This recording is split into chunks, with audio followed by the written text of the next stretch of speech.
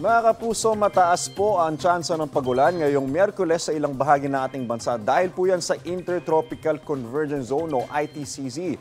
Pinakaapektado po niya ng Eastern pati na rin po ang Central Visayas, ang Zamboanga Peninsula, BARMM, Soc-Sargen, Northern Mindanao, Caraga Region, Masbate, pati na rin po ang Sorsogon. Ayon po yan sa Pag-asa.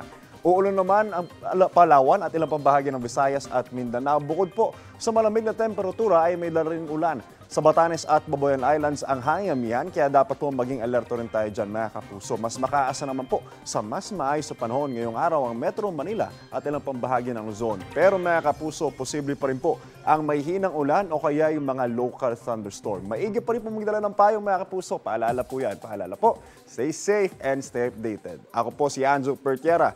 Know the weather before you go. Para Mark Safe lagi, mga kapuso.